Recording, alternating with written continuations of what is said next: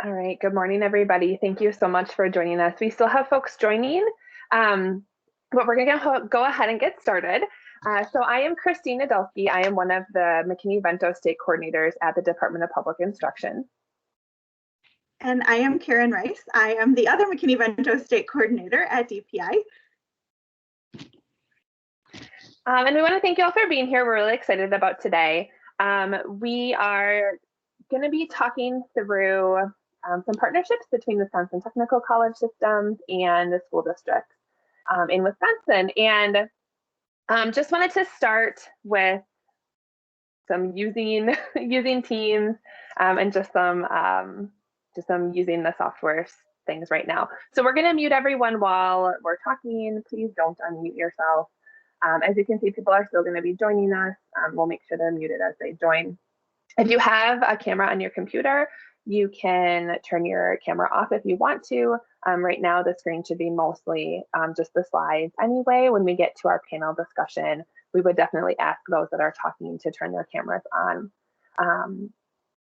We do have a chat function, so if you haven't used Teams before, you can click on the chat bubble on your screen. I think it's on the top right-hand corner, and then you can have the chat will pop up on the right side of your screen for you.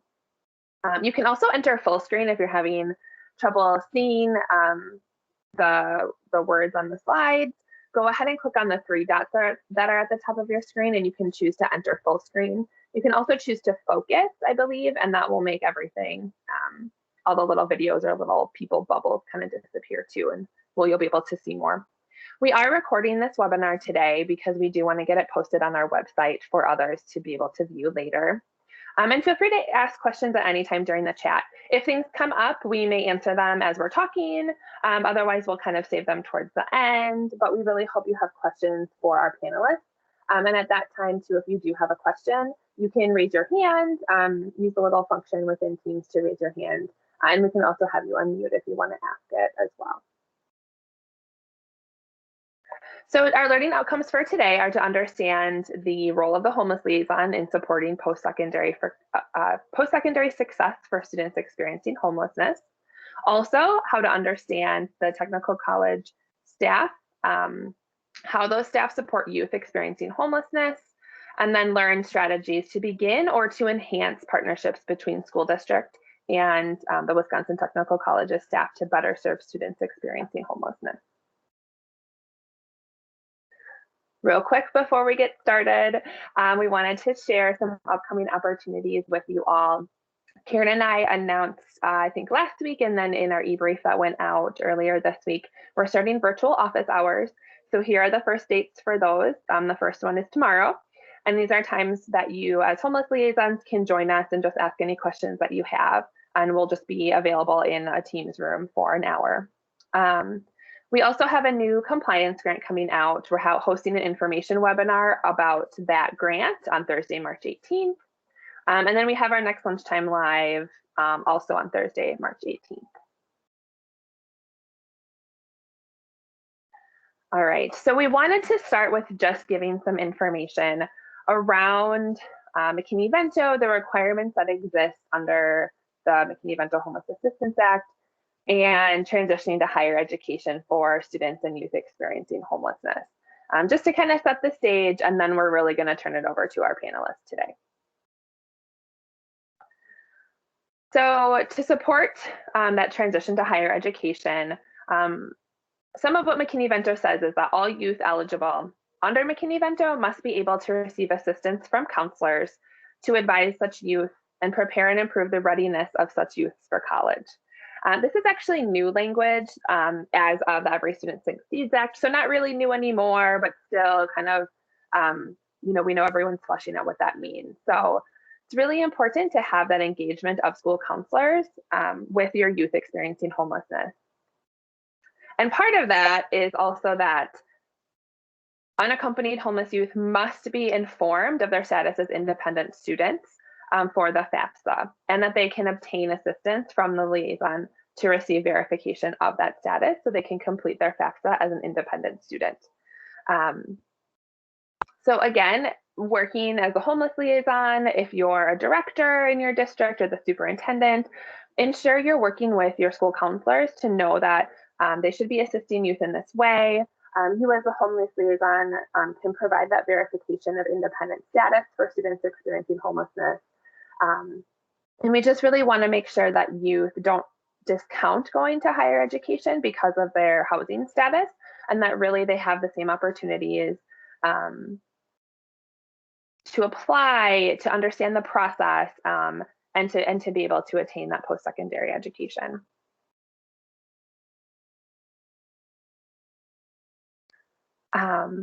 So again, we talked about the homeless liaison providing that verification of the independent status for students.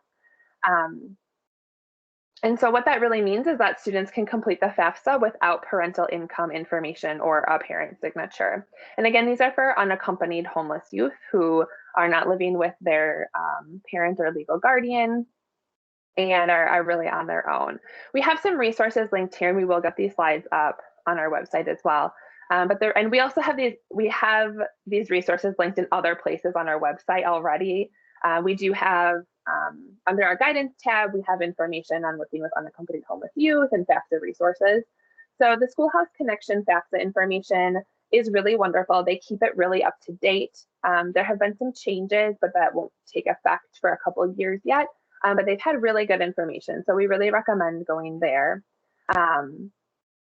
And then there's also a publication from them about FAFSA and really specifically to challenges and recommendations during this COVID-19 time. So those are some really good resources for you. The National Association for the Education of Homeless and Children and Youth also has a higher education helpline.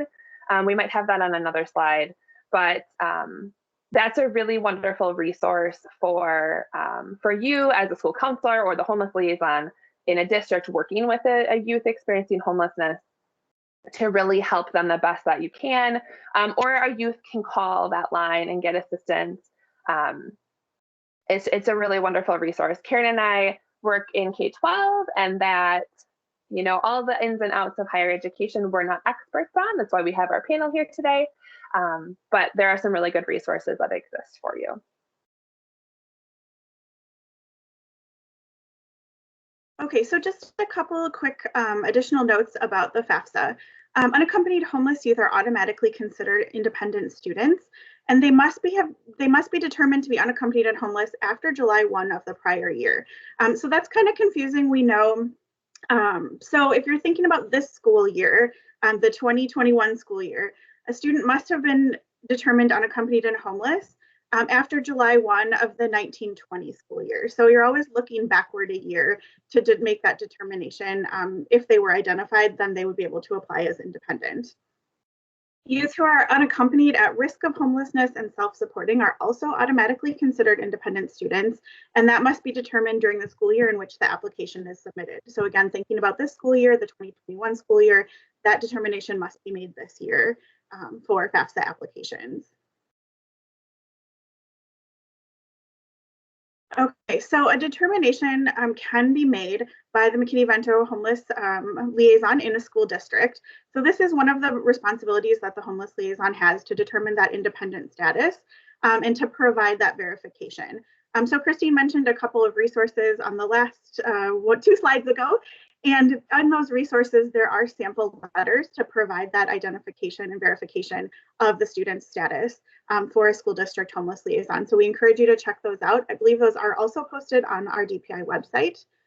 A HUD homeless assistance program director can also make that determination that a student is applying as independent. A Runaway and Homeless Youth Act program director, and a financial aid administrator. So this is one point that we want to always make, is that if you have a student that has graduated and moved on to higher education, and they've been out of your district for 2 years or 3 years, and they need that status verified, as the homeless liaison, you do not have to feel responsible to do that for a student who's no longer in your system. You can connect them with a financial aid administrator at their institution of higher education so that that person can make that determination. So we know that it's hard to know where students have been and what they've been doing in the years that they're not in K-12 anymore, right? So it is not the responsibility of the homeless liaison to do that at that point. But it's a great opportunity to help connect them with a financial aid administrator to make that determination for FAFSA.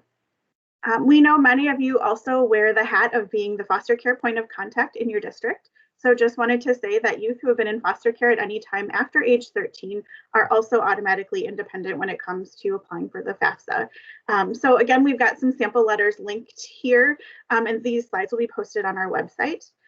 Christine did mention that there's some changes coming to FAFSA that are really exciting. I would encourage you to check out the Schoolhouse Connection website. They have a lot of information about those changes. And the changes will begin, I believe, October of 2022. So we'll spend some time next year making sure that everyone is aware of those changes in the upcoming school year so that everybody's ready to go when the new changes begin under FAFSA. Okay, and then just a few additional resources. We like to share resources with you again because we are not experts on higher education. And so we want to point you to these resources that will help you as you're working with students transitioning to higher education. So again, these will be posted and you'll have access to all of these resources. So that is a quick update from us, or a quick overview of what the requirements are under McKinney-Vento for homeless liaisons in that K-12 system. We do know that there are also some colleagues on today with us from the Wisconsin Technical College system. So there are different requirements. McKinney-Vento covers K-12 education, just to make sure that that's clear for everybody, that there are different requirements for those in the technical college system. Okay, I just was going to take a quick look at the chat. Who verifies the status for youth that have been in foster care? That is a great question. I do not know the answer to that. We are not foster care experts, but I would be glad to share with you the contact information of our foster care out-of-home care consultants at DPI that would be able to give more specific information about that. So I'll put their contact information in the chat for those questions about foster care. Okay, and one more question. What if you were able to determine a student is homeless, but the higher ed financial aid will not accept your determination and apply it for the student? That is an excellent question. And hopefully some of our panel guests will be able to help answer that from the higher ed perspective. I would say that we will come back to that, Danny, and see if we answer that question. And if not, we'll come back to it. So hang on to that question for now. Okay, Christine, do you want to go to the next slide?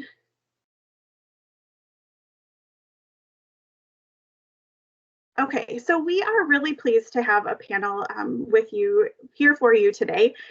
We have been working in partnership with the Wisconsin Technical College system to do some work around higher education and connecting K-12, and we've really been trying to be intentional about these partnerships. And in the process of doing this, we've realized that this is an area where we have a lot of room to grow in our state. As we asked for guests to work to be part of our panel discussion, we realized that not a lot of districts in our state have connections to their institutions of higher ed in their communities. And we understand, we know that these are big systems and that homeless liaisons wear a lot of hats and have a lot on their plates. So our goal today is really to help build those partnerships and figure out how to do that in a more systematic and strategic way to be supporting students. So we are really excited to have our guests with us today. We have, Christine, do you want to go to the next slide?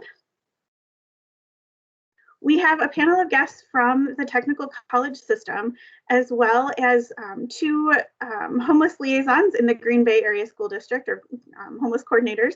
And so I will turn it over to them and let them introduce themselves and their programs, and then we'll proceed from there. So if you have questions, again, feel free to keep putting those in the chat. We are paying attention to that. And feel free to ask questions to our panelists as well. So if our panelists would like to unmute and introduce themselves at this time, that would be great. Walter Lanier, MATC. I didn't see if Amanda was on, so I'll just jump right in. Good morning, everybody. Glad to be here. As you can see, I'm Walter Lanier, and actually I have two hats since the slide was developed. I'm the director of our Student Resource Center and also the director of our Counseling and Psychological Services Department. And both of those are relatively new. They are less than or right around a year old. The Student Resource Center is a space that we have in the college where we have a variety of community resources to serve our students, non-academic, legal action, food insecurity, hunger task force, EHCY, driver's license, some educational resources, some reentry resources for folks who are incarcerated, and I can talk more about that a little bit later as well.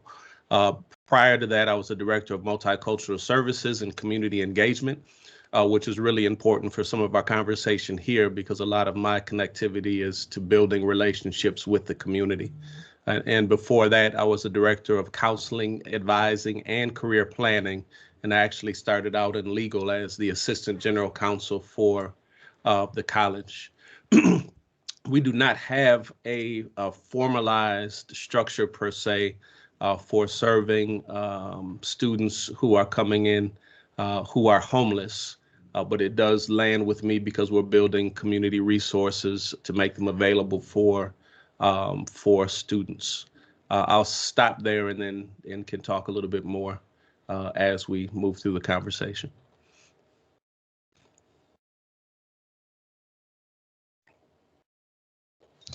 Good morning, everyone. Can you hear me? Yes. My name is Regina Rodoy, and I work in student support services at WTC, Northeast Wisconsin Technical College. And the program I'm responsible is Housing Assistance Program. We also call it Safe to Study at NWTC, and it's actually in partnership with Family Services. It's a local organization in the community.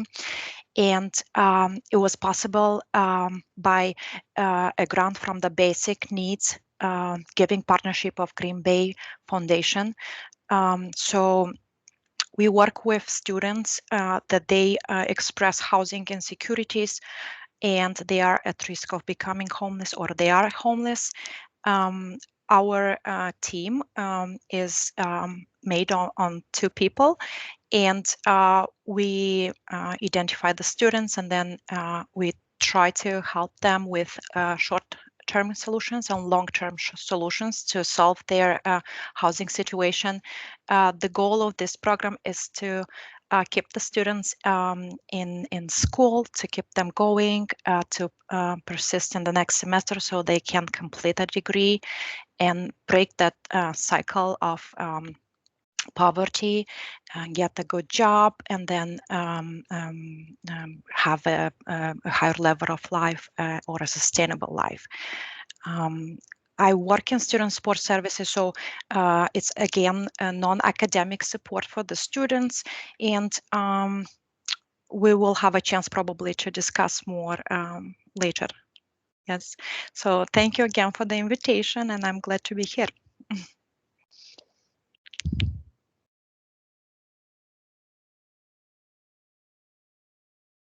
Go next. I'm Christina Jingle. I assist with the McKinney-Vento program in Green Bay Public School District, and I'm glad Regina is here because that, as we were preparing for today, that was definitely one of the things that we wanted to touch upon, is about that connection of our students with that particular service when they transition to post-secondary. But I guess, well, in terms of programming, everybody kind of knows what our programming looks like, and then we'll just kind of answer questions as we go through today.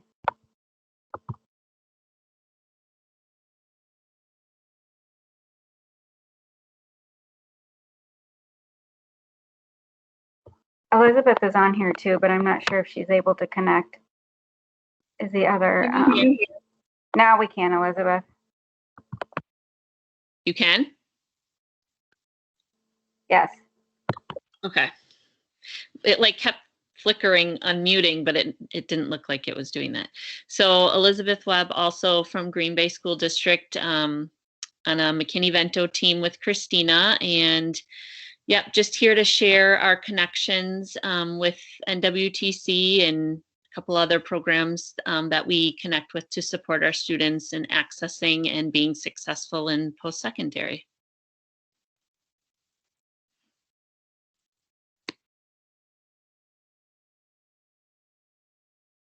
Thank you, everyone. Amanda, are you on? I haven't seen your name on the list. Just wanted to check.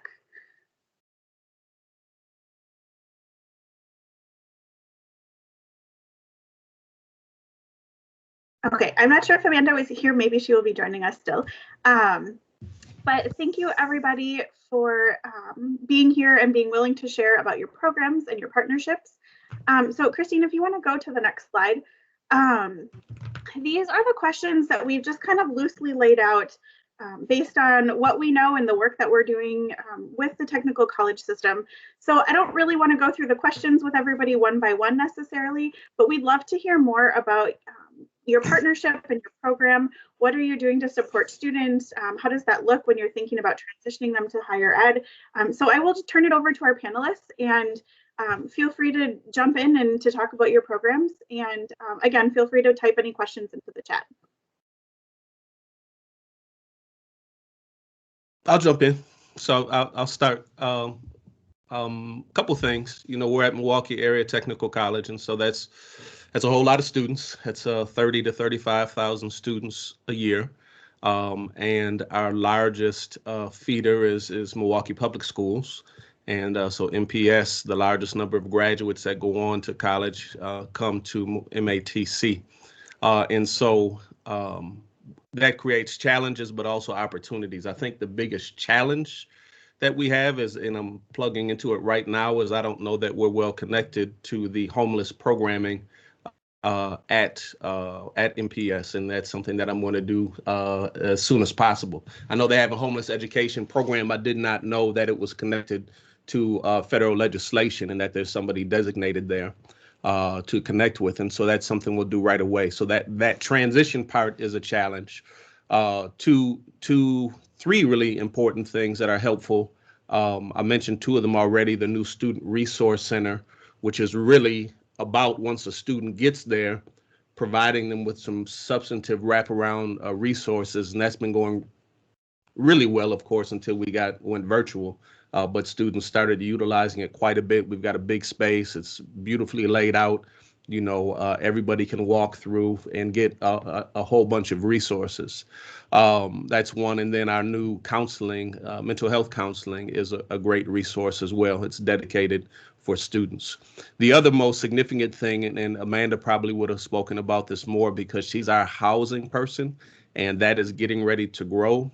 We broke ground in the fall on a 190-bed affordable student housing project for MATC students. It's in the old Milwaukee Journal Sentinel building downtown, and it's going to be affordable housing for students with market rates as much as 20% below market rates, single family, single individuals, multiple families, etc.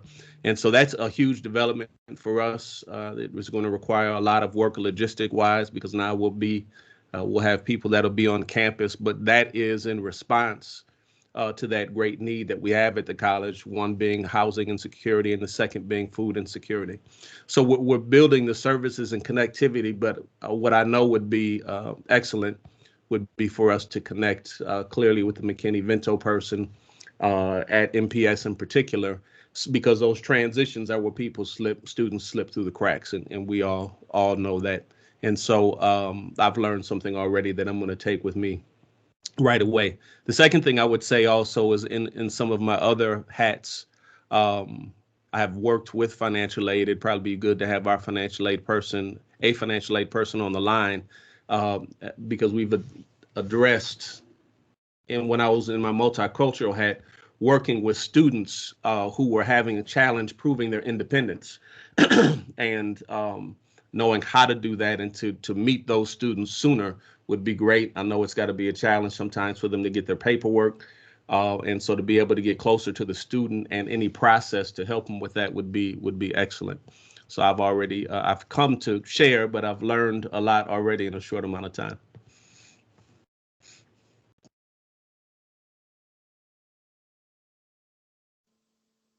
I can go next and talk a little bit about what we're doing in Green Bay. We're super fortunate in our district that we've been able to capitalize on some programming that happened, and it essentially was a forged relationship with NWTC and the University of Green Bay here in our community, and they came together and developed a program called TurboCharge.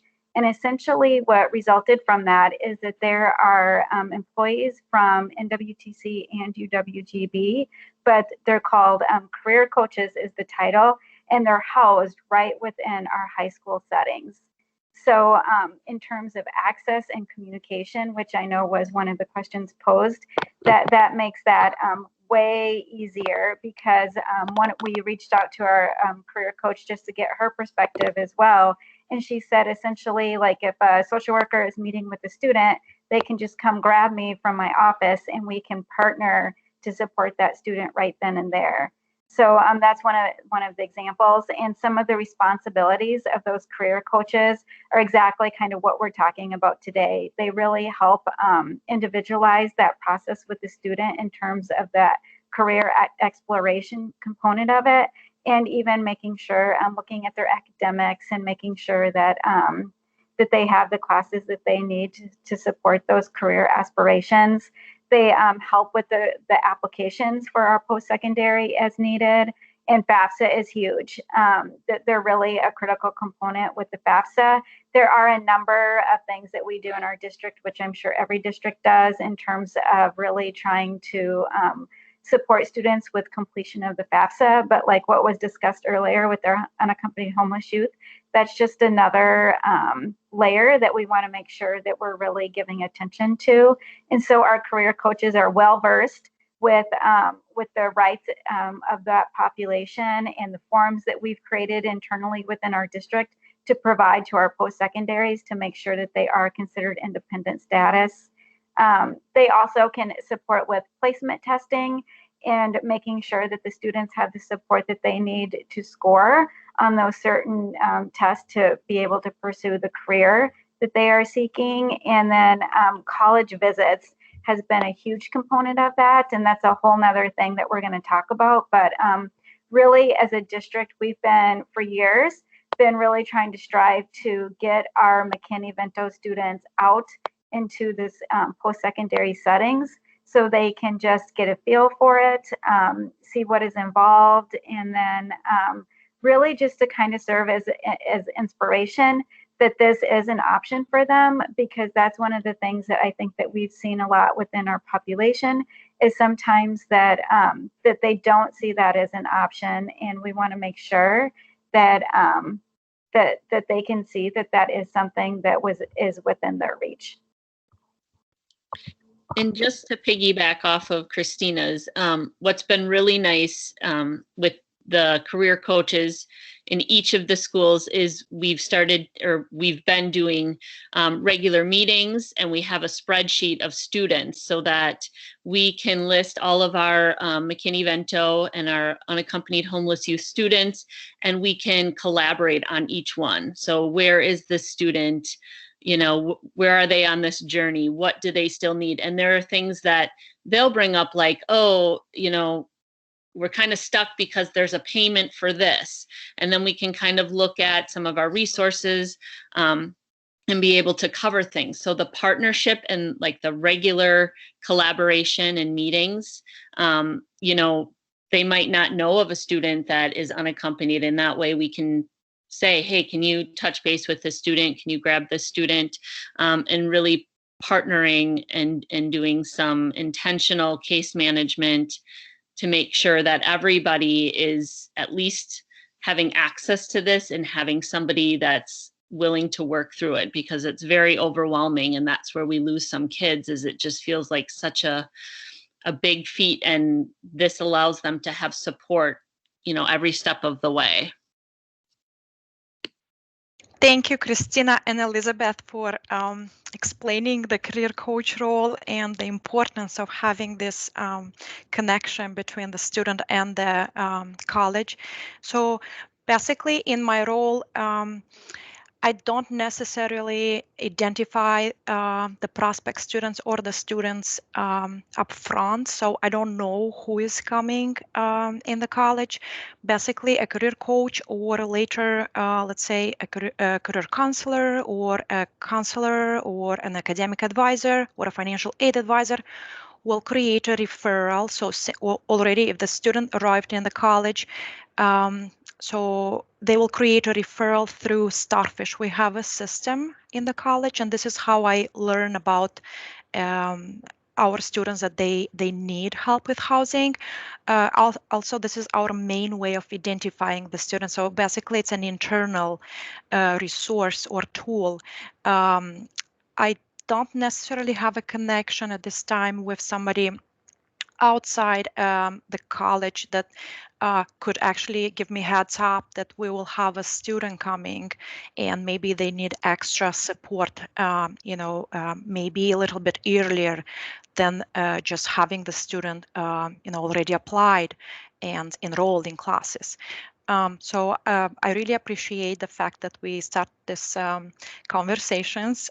So maybe we can establish those connections and to be aware at least of the volume or what students are coming, and maybe we can help them like with additional resources or additional advice and encouragement that the help is there, and all they need to do is just to apply and trust and be confident that we will help through the entire educational journey.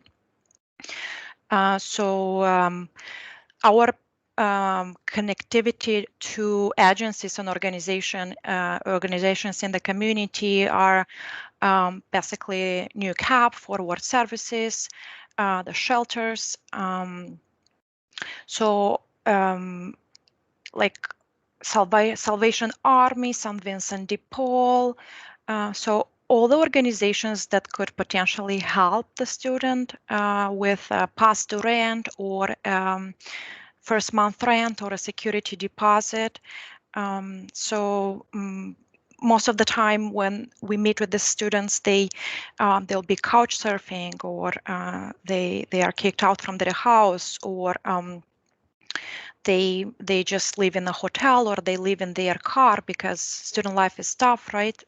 Basically, it's this moment when most of the students, they will say, okay, now you are an adult, you'll have to figure out yourself. So some of our students, they will be forced to leave the house, but others, they just take their own initiative to jump into this adult life, and they will think they'll figure out, and this is when they end up sleeping in their car for 2 or 3 months. And it's a subject that it's touching dignity, I think, of any person. So it's very hard to identify those students.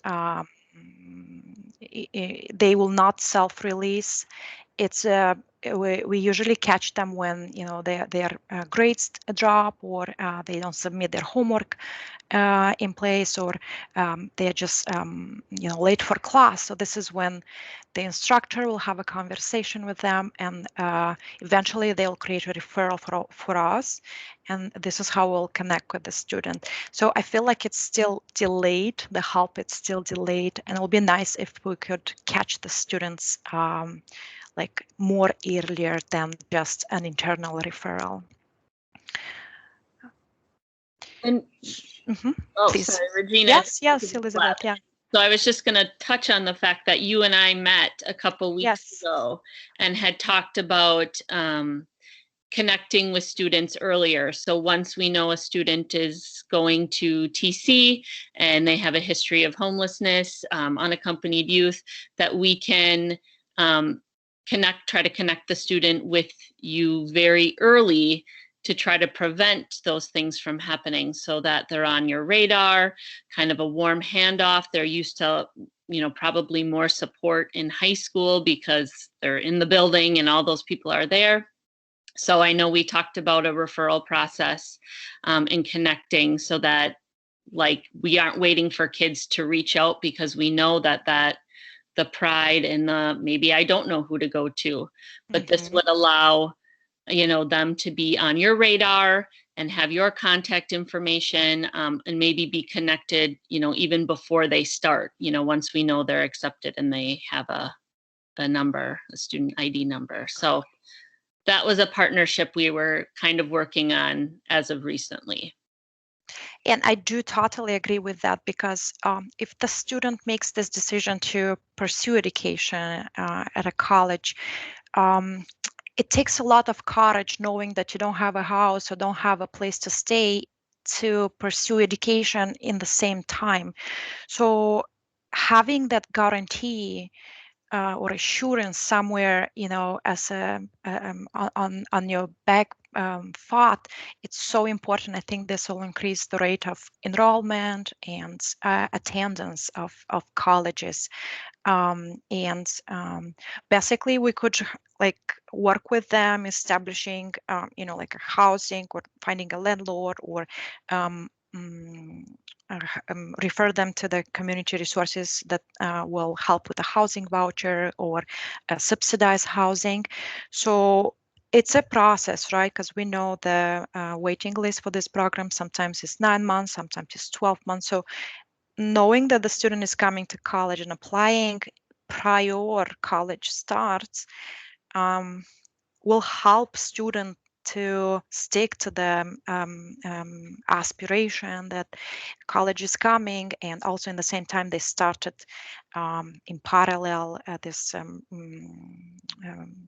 program, housing program, so they have an at least confidence that it's no risk for them, or there is no need to drop from classes or college or change your opinion that you're not going to pursue education.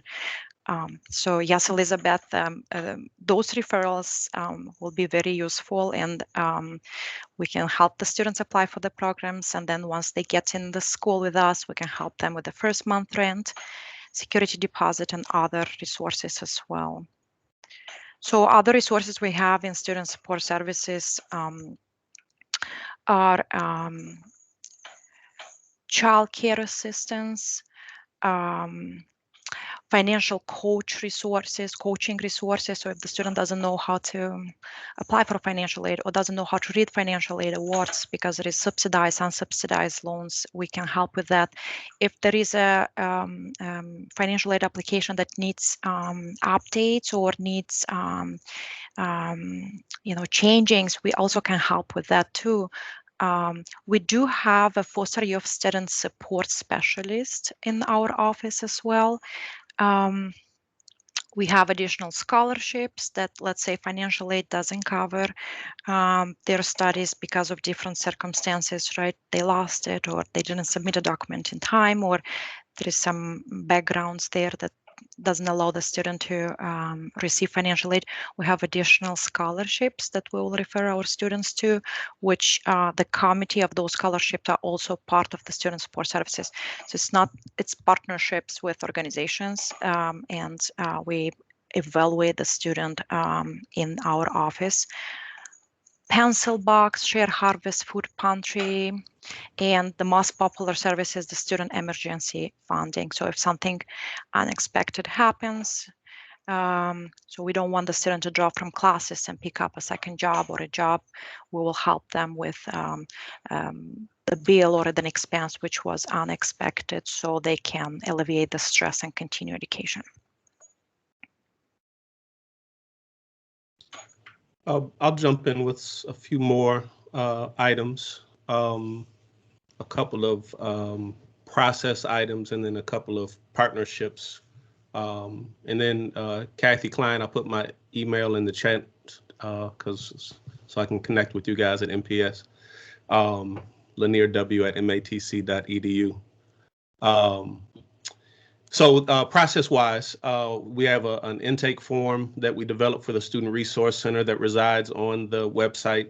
So that's for students where they can make their own request for a variety of services, all of the services available in the Student Resource Center, including housing, food insecurity, domestic violence, legal action, driver's license, LGBTQ resources. We now have the Milwaukee LGBT Center is there with us, and so they can request those resources. Secondly, as we've begun the process of putting that same link on the application, there's no it's not really a big process. It's not rocket science, but it's getting it sooner in the process so that students can identify potential resources that they think they might need, and then we can be responsive to them from the front end. Third, we use retention alerts so faculty and staff can make a referral if and as necessary. Two other things I just want to mention that are good projects. So we're part of a project called EHCY, which is MATC, UWM, and MPS, and that's maybe 4 or 5 years old, and it's about kind of seeing that whole thing as a singular ecosystem and how students flow through it and how they can flow through more effectively. It has tended to be geared more in the first instance on the academic side of the house and making academic transitions more effective, but now we're drilling down and looking more at the transitions with student type services. So that's a great opportunity to build more connectivity between MPS and MATC in particular. And then the second thing is working with Marquette's Center for Urban Research, Teaching and Outreach. That's led by the directors, Dr. Robert Smith, and we got a modest grant through the City of Milwaukee Black Male Achievement Advisory Council. And one of the things we're doing is evaluating that same system, that ecosystem of services that are provided in this area and actually mapping it out using a tool called Kumu. I was not familiar with it, but it gives kind of a map of all the services that are available, the depth of those services, what the connectivity looks like, and how we can improve the flow of students through the process. And so this is another thread that we have here that I'm going to pass on to Curto because we're really trying to get a comprehensive picture of what does our ecosystem look like. So those are a couple additional projects that we have going on. I talked to my counselors, who are always a great resource for ideas and innovation. And one of the things they recommended when we talked about coming into this meeting is that it would be great to have a dedicated caseworker on our side of the house focused on students who have been or are homeless and have food insecurity issues. And so, of course, we'd have to raise those dollars, but I think it makes great sense. So that's just a few other things I wanted to add.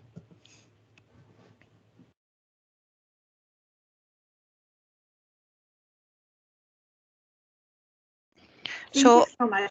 Oh, yeah. Go ahead. No, go ahead, Regina. No. I was just going to ask a question. Go Yes. So Walter mentioned that it'll be nice to have a social worker on the side. So that's why Family Services is our partner. Basically, I'm the student contact, and then my partner co-worker will be the social worker who is case managing the student. So it's a great idea, and I encourage Milwaukee Technical College to maybe build this partnership, because just to let you know, I have a student that is an online student and lives in Milwaukee, and we help with housing assistance.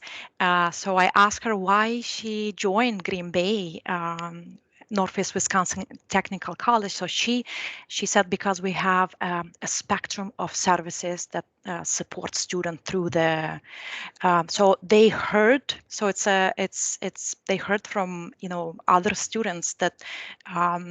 We can help with different programs, and then they decided just to join online. So it looks like it's a very attractive point for our students when they make the choice for picking a college. That's all I wanted to add. Yeah, go ahead, Karen. I was just going to ask, we have a lot of people from districts across the state on our call right now, and I'm wondering if you are going to give some advice on the best way to connect with someone at their local technical college. I know it can be kind of overwhelming going both ways, that when you go to a school district website, there's a lot of people to reach out to. Similarly, when you go to a technical college website, there's a lot of people to reach out to. So do you have any advice or like the best way to go ahead and make those connections of who they should figure out to contact in their communities? Is there someone in a specific role that it would be a good place to start generally, or? I would imagine that that's college specific. I mean, if somebody's like literally looking for what's the best place to connect for student resources at MATC, I would say student resources at matc.edu. That's the most recognizable, easiest one to remember. Student resources at matc.edu. We are in the process of redesigning our website so it's more easy and accessible. But if somebody's looking specifically for resources, they could start there, and we would direct them to the right place.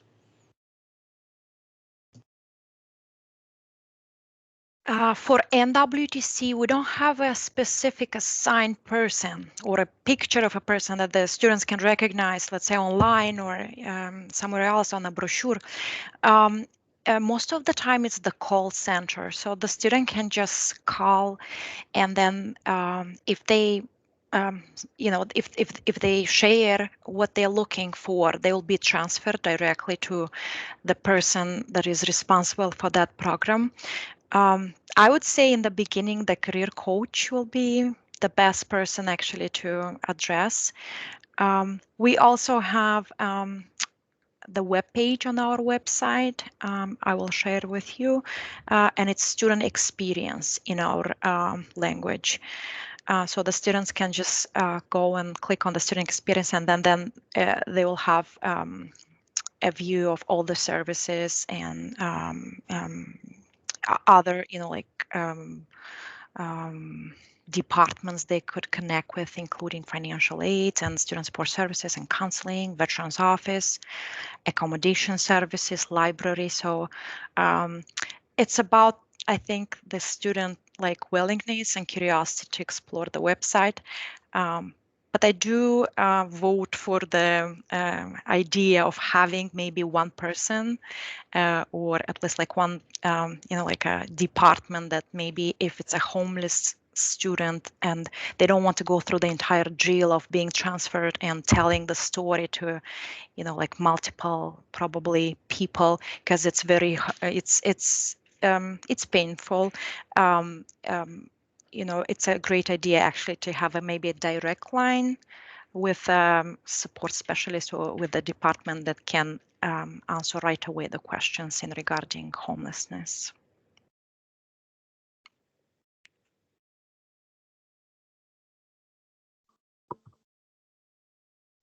Thank you. We also had a question in the chat. Do other people who are on the call, I know we have other technical college staff on the call, have any suggestions for points of contact or best first steps? We would love for you to unmute and share, or feel free to share in the chat as we do. I also want to circle back to the question that came up earlier from Danny in Eau Claire.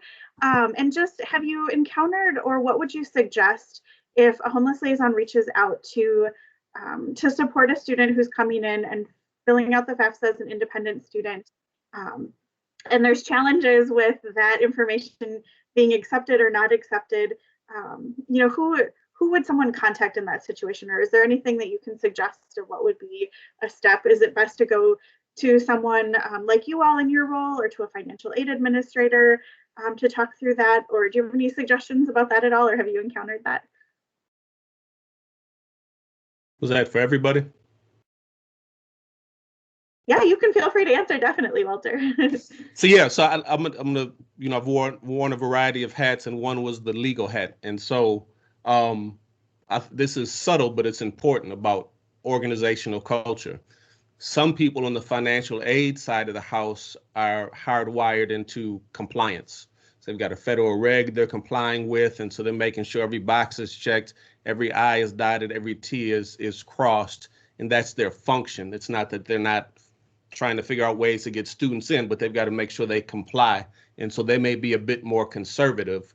Whereas, because the first time I encountered this, I was actually the director of multicultural. And if you're dealing with a student service specialist or an advisor or a counselor, they're in more of an advocate role. And so we had that happen. The one time I encountered it at the college is a student was coming in and they were having a hard time, and we ended up advocating on behalf of the student with our own financial aid department. And I understand why that happens. And so that's just kind of a nuance about culture. If they have somebody in financial aid who's addressing those issues on a regular basis, that's great and wonderful. But also having somebody who can be an advocate might be of benefit as well.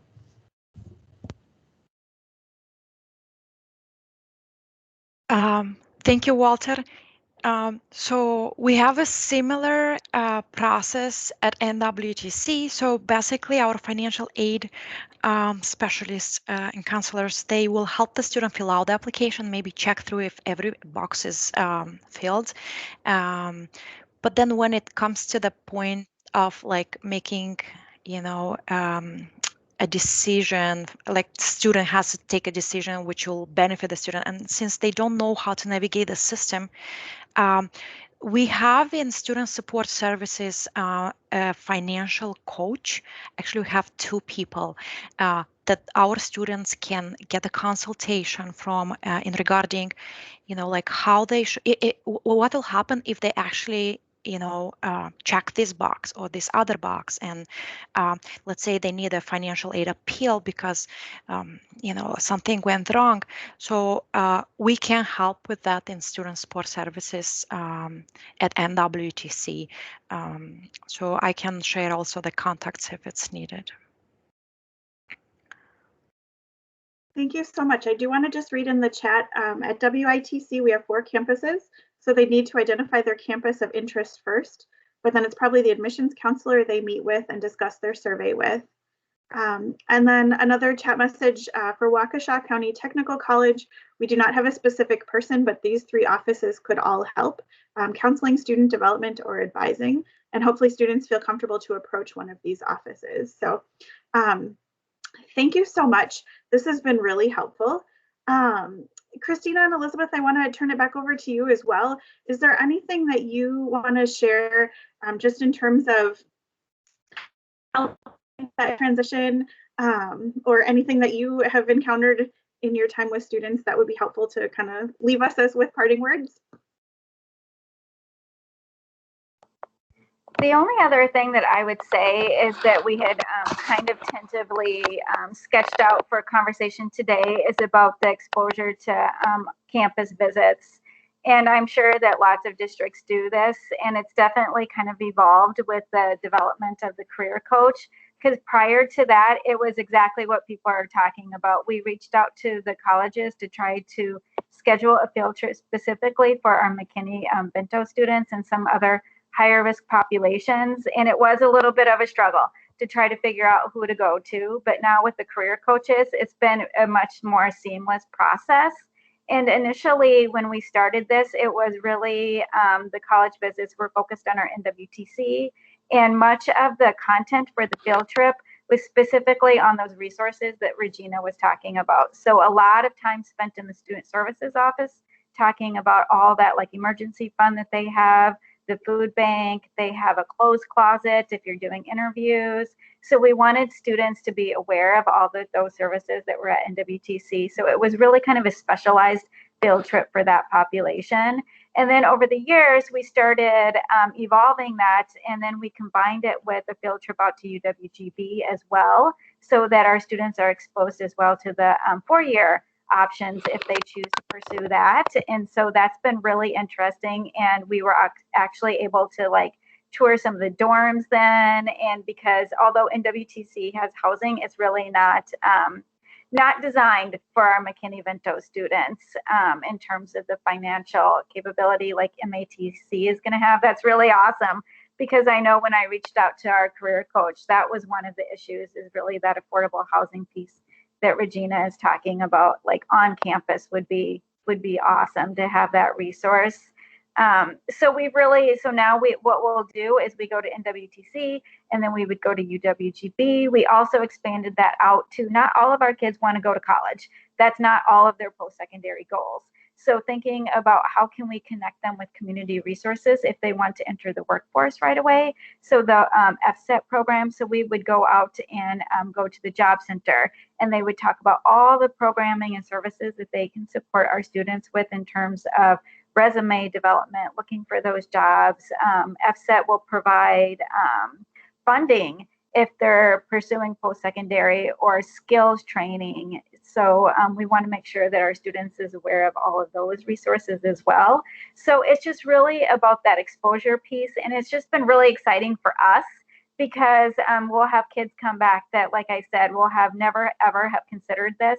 and they're so excited about these possibilities. They're like, oh, I want to go and do that nursing program that I saw at NWTC, because it's a lot of hands-on application at NWTC, and seeing like the person that talks and that they can diagnose their medical condition, and students can see that there's a lot of hands-on application and it's not just book work.